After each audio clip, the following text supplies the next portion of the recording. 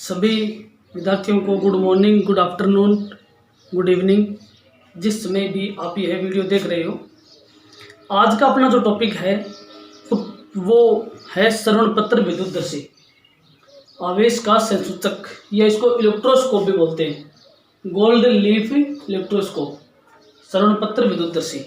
ठीक है, इस टॉपिक में आपको एक ऐसे उपकरण के बारे में बताया जाएगा जो आवेश को बताता है कि आवेश है उसकी प्रकृति कैसी है, उसका नेचर कैसा है। ठीक है, तो ये एक उपकरण होता है, एक इंस्ट्रूमेंट होता है श्रवण पत्र विद्युतदर्शी या इलेक्ट्रोस्कोप, जो आवेश की प्रकृति को बताता है कि किसी वस्तु पर आवेश की प्रकृति क्या है, मतलब आवेश पॉजिटिव है या नेगेटिव है। ठीक है, तो आपने क्या किया कि आपने एक कांच की बोतल ले ली। ठीक है, एक कांच की बोतल ले ली, उस कांच की बोतल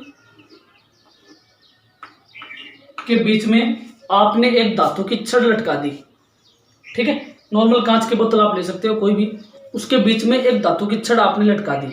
अब यदि आप उस छड़ को रोकोगे नहीं, बोतल के ढक के ऊपर यदि आप कोई डाट नहीं लगाओगे, तो वह धातु की छड़ है वो बोतल में गिर जाएगी। तो उसे रोकने के लिए बोतल जो है उसके ऊपर यहाँ पर कुचालक पदार्थ का ढक्कन लगा दिया। जो बता रहा हूँ वो ध्यान से सुनो। कांच की बोतल लेनी है, उसके बीच में एक धातु की छड़ लटकानी है।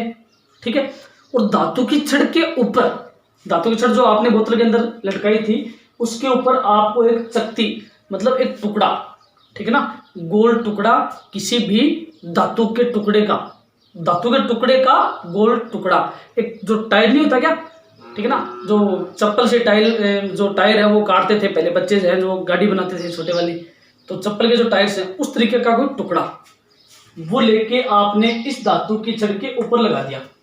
ठीक है, बोतल ले ली कांच की और बीच में यहाँ पर कोई डाट लगा दी, कुचालक पदार्थ का ढक्कन लगा दिया, और इस कांच के जो धातु की छड़ है इसके ऊपर मैंने एक धातु की चकती लगा दी। अब ये जो छड़ है, धातु की छड़ है, इस धातु की छड़ के नीचे मैंने दो श्रवण पत्र लगा दिए। श्रवण पत्र का मतलब होता है सोने के दो पत्थर, पत्थर का मतलब कोई पेपर, छोटे छोटे पेपर टाइप में सोने के दो टुकड़े, ये मान लो आप। ठीक है ना, एक कोई पतला सा सोने का पत्थर, सोने का पेज ले लिया, ठीक है ना, उसके दो टुकड़े इस धातु की छड़ के नीचे लगा दिए। ठीक है, और जो कांच की बोतल है उसके नीचे यहाँ पर टिन धातु की दो पत्तियां होती हैं। ठीक है ना, यहाँ पर टिन धातु की दो पत्तियां होती हैं। अब ये श्रवण पत्र है, ये महंगा आता है, सोने के जो पत्र महंगे आते हैं, तो इसके स्थान पर आप एल्युमिनियम भी ले सकते हो। ठीक है ना, एल्युमिनियम या चांदी भी ले सकते हो, कोई दिक्कत नहीं है, कोई भी धातु लेनी है आपको। ठीक है, इसके स्थान पर ले सकते हो। तो टिन की पत्तियां हो गई, बीच में धातु की छड़ हो गई, उसके नीचे दो श्रवण पत्र हो गए, ऊपर धातु की चकती हो गई। इस तरीके से ये इंस्ट्रूमेंट बनता है। ठीक है, करता क्या है, ये आवेश का पता बताता है आपको कि आवेश की मात्रा कितनी है। ठीक है ना, मतलब आवेश की प्रकृति कितनी है, इस पर आवेश है वो प्लस है या माइनस है, किसी वस्तु पर, इस पर नहीं, किसी वस्तु पर, इस पर तो अपन करेंगे वो आवेश होगा। ठीक है, तो इसको ध्यान से देखना, समझ में आ गया होगा। कांच की बोतल लेके धातु की छड़ बीच में लटका। ठीक है, अब आपने क्या किया कि एक धनावेशित धातु की छड़ या कोई धनावेशित धातु की कोई छड़ या कोई टुकड़ा आपने ले लिया। धनावेशित कैसे करना है पता है आपको। ठीक है, धातु की धनावेशित छड़ लेके आप इस चकती को टच करवाते हो। ठीक है, तो ये धनावेशित छड़ है, इसके ऊपर पॉजिटिव चार्ज है। ठीक है, ये पॉजिटिव चार्ज इस चकती के ऊपर से होता हुआ और इस धातु की छड़ में से आके श्रवण पत्रों के ऊपर आ जाता है।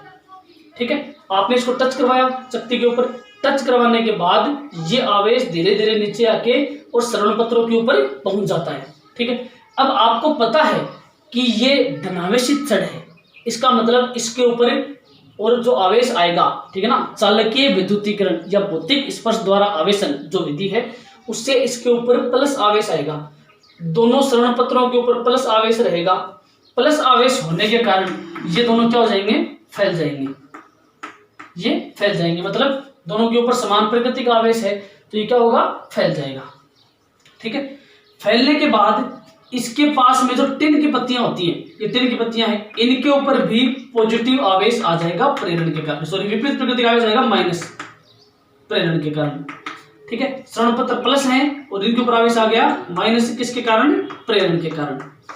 ठीक है, प्रेरण के कारण माइनस आवेश आ गया, और माइनस आवेश आते ही टिन की पत्तियां, ठीक है, और श्रवण पत्रों के बीच में आकर्षण बल बढ़ेगा और ये दोबारा फैल जाएंगे। ठीक है, क्या किया? पहले चकती से छड़ को टच करवाया, छड़ में से आवेश होता हुआ श्रवण पत्रों तक पहुंचा, श्रवण पत्रों पर प्लस आवेश होने के कारण टिन की जो पत्तियां हैं उनके ऊपर प्रेरण के कारण माइनस आवेश आ गया। अब इन दोनों के बीच में आकर्षण बल बढ़ेगा और श्रवण पत्र है वो फैल जाएंगे। अब श्रवण पत्र फैल गए, श्रवण पत्र वो फैल गए मतलब श्रवण पत्रों पर समान प्रकृति का आवेश था। ठीक है, अब आपको ये पता है कि इस सूक्ष्म सॉरी इलेक्ट्रोस्कोप के ऊपर, विद्युतदर्शी के ऊपर धनावेश है। ठीक है, इस विद्युतदर्शी के ऊपर अब धनावेश है, केवल धनावेश है। अब यदि आप कोई आवेशित वस्तु इसके निकट लाते हो, ठीक है ना, अब आपने क्या किया कि कोई आवेशित वस्तु है वो इसे जो विद्युतदर्शी है इसके निकट आप लेके आते हो। ठीक है, और यह श्रवण पत्र फैल जाए। ठीक है ना, अगर आप इस पर कोई धातु की छड़, आवेशित धातु की छड़ और इसके निकट लेके आते हो और ये श्रवण पत्र फैल जाए, ठीक है, फैल जाए तो इस पर समान प्रकृति का आवेश है। कहने का मतलब है कि पहले इसके ऊपर प्लस आवेश था। ठीक है, अब आपने क्या किया कि आप इसके ऊपर कोई आवेशित वस्तु जो पहले से ही आवेशित थी, ठीक है, और इसके निकट आप कोई आवेशित वस्तु लेके आते हो जिस पर प्लस आवेश है या माइनस, ये आपको पता नहीं है कि वो आवेश प्लस है या माइनस। ठीक है, तो उसका पता करने के लिए आपको इस विद्युतदर्शी का उपयोग करना। अब आपने क्या किया कि यदि ये फैल गई, पहले से आवेशित श्रवण पत्र विद्युतदर्शी के निकट यदि आप कोई आवेशित वस्तु लाओ, मतलब ये तैयार हो गई पूरी, फिर दोबारा आप इसके निकट कोई आवेशित वस्तु लाते हो, वो आवेशित वस्तु कौन से आवेश से युक्त है, प्लस है या माइनस, ये आपको पता नहीं है।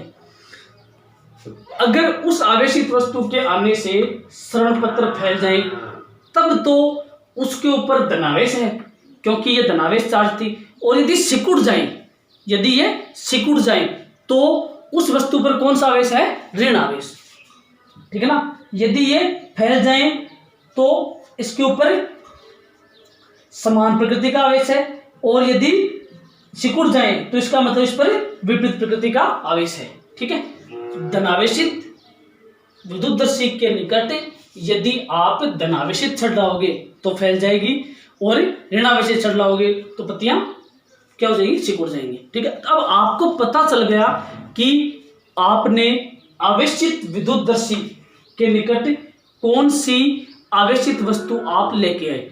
यदि ये फैल जाए तो उस आवेशित छड़ के ऊपर धनावेश था, और यदि सिकुड़ जाए तो उस आवेशित वस्तु पर ऋण आवेश था। ठीक है ना, लेकिन इसके लिए पहले श्रवण पत्र विद्युतदर्शी है वो चार्ज होनी चाहिए। चार्ज मतलब इसके ऊपर पहले से ही कोई ना कोई आवेश है वो उपस्थित होना चाहिए। ठीक है, हाँ, तो ये टॉपिक अपना कंप्लीट हो गया।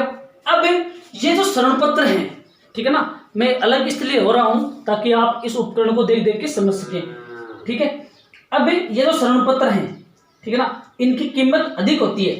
ठीक है ना, ये बहुत ज्यादा महंगी होती है क्योंकि सोना महंगा होता है, पता ही आपको। तो उसके स्थान पर एल्युमिनियम या चांदी आप उपयोग कर सकते हो, उसमें कोई दिक्कत नहीं है। सोना महंगा होने के कारण कम यूज में लिया जाता है। ठीक है, और उसके स्थान पर आप चांदी उपयोग कर सकते हो। ठीक है, तो इस उपकरण का इतना ही रोल है कि ये आपको ये बताता है कि आवेश है उसकी प्रकृति क्या है। ठीक है ना, प्रकृति क्या है। पहले से आपने इसको आवेशित कर दिया, फिर जो आवेशित वस्तु आप इसके निकट लाओगे और पत्तियां फैल गई, इसका मतलब आवेशित वस्तु पर समान प्रकृति का आवेश था, और यदि सिकुड़ गई तो आवेशित वस्तु पर विपरीत प्रकृति का आवेश था। ठीक है, थैंक यू। आगे का जो टॉपिक है वो कल स्टार्ट करेंगे। जल्दी से जल्दी 11th साइंस का स्टार्ट करना पड़ेगा, क्योंकि बच्चे बोल रहे हैं सर 12th का तो हमें आता है, लेकिन ये जो चैप्टर है फर्स्ट ये कंप्लीट करवा के इसके न्यूमेरिकल करवा के उसके बाद में आगे का प्रोसेस है वो स्टार्ट करेंगे। धन्यवाद।